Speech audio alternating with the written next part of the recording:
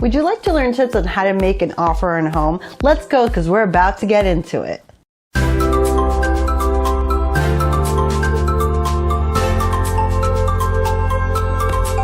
Hi there, I'm a realtor and mom, and I post new videos every Wednesday about real estate and lifestyle in the Orlando area. So first, I would like to start with that this is the third video out of 8 videos in a buyer series. So make sure to click in the description below to have access to each video step by step. So let's get into it. You're gonna know more about making an offer on a home. Here we're gonna talk about the entire process from start to finish. There's gonna be 5 parts in this video specifically. We're gonna talk about what happens in the home if there's been multiple offers. What happens if you're not with no multiple offers? What happens after you've made an offer? And time frames on a regular sale, short sale, and foreclosures. We're also, make sure to stick around until the end because you don't want to miss the 4 mistakes to avoid so you can win your dream home. Remember to comment below with questions and what real estate topics you would like to know about, because your comment might just be the next video.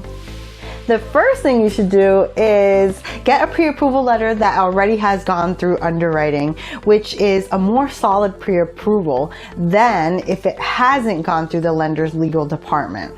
Let your realtor know so that they can communicate to the seller's agent this detail. Make sure to use a local mortgage lender, not a bank or an internet company that reaps very low in customer service and communication. This may eventually prolong your closing and make the buyer super nervous and, with a lack of communication and proactiveness. Remember that a local mortgage lender has your best interests at heart, since they get paid when the deal is done. So they're not an hourly wage like a bank employee or an internet company with all those 1-800 numbers. This is the most important step and is the foundation to a solid deal. Second thing you should do is to clarify. Ask your agent to call the seller's agent and to ask, what does the seller's ideal offer look like? So questions like when the sellers want to close are the most important. What contingencies make them feel uncomfortable? And any other things that they want to include into the offer.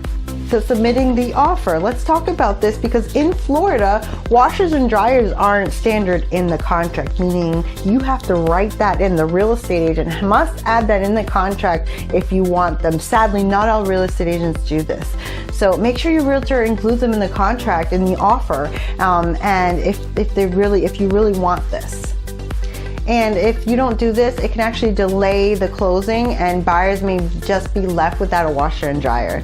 So if you're selling your home and that you currently live in now, you have proof that you're under contract, make sure to submit your offer with that contract agreement.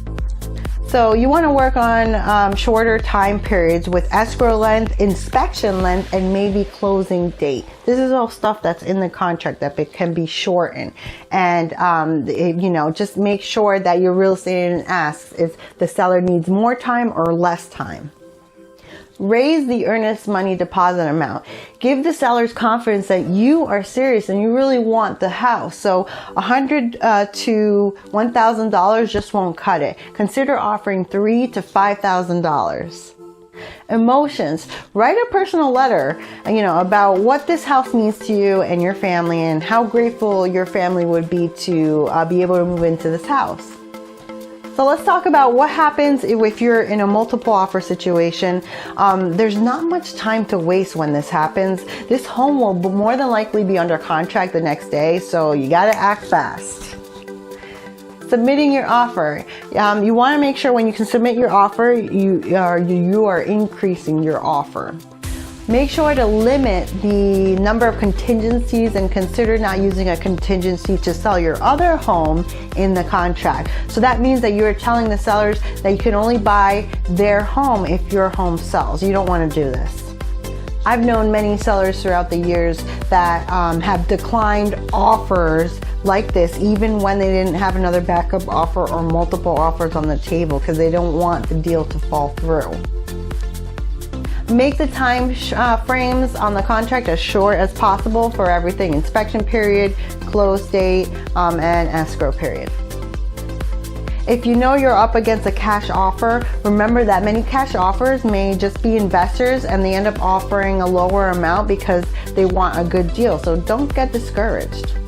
In a multiple offer scenario, the seller's agent may reply and say, give us your highest and best, or highest and best due by a specific date. When this happens, you have a choice of either, you leave it at your current offer or you raise it a little bit more to get the competitive advantage. So what happens after you've made an offer? There are 3 ways that this can go. 1, they accepted your offer as you have presented it. And all you have to do is you have an average of 2 to 3 days to submit your escrow money deposit. The second way this could go is that they countered back with a new price and new conditions.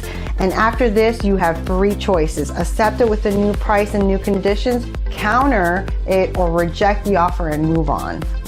And the third way that this could go is that you just plain and simple rejected the offer and then you could move on to looking at other homes.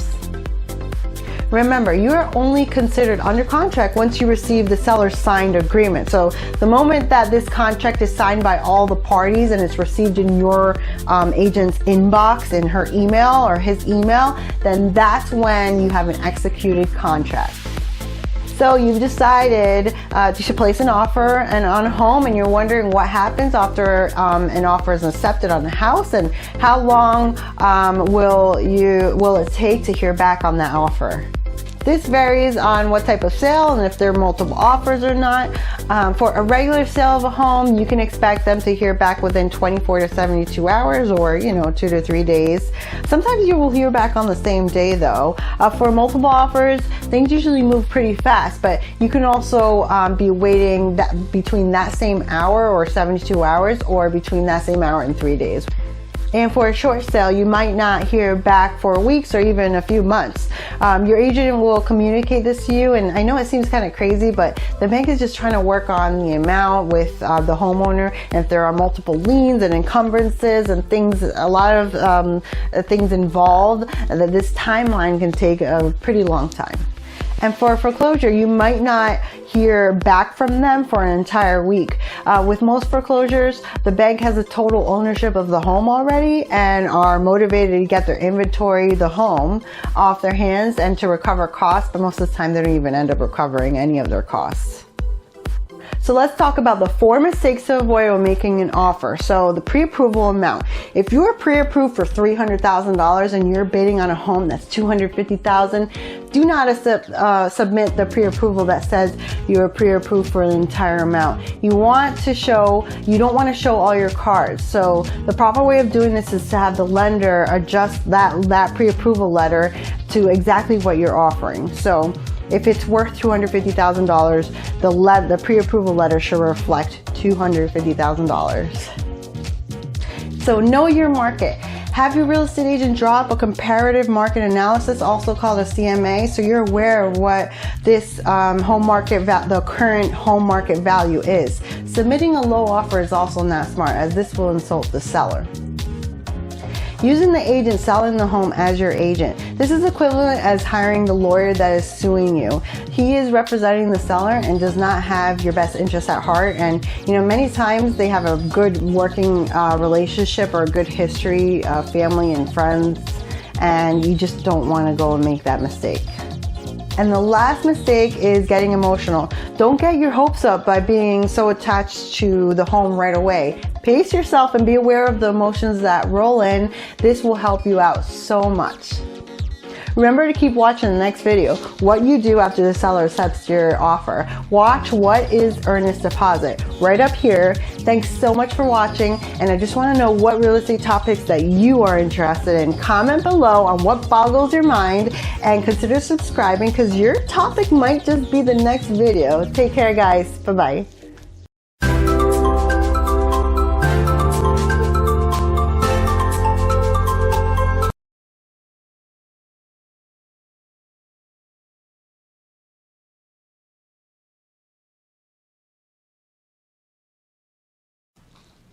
And for foreclosures, you might not hear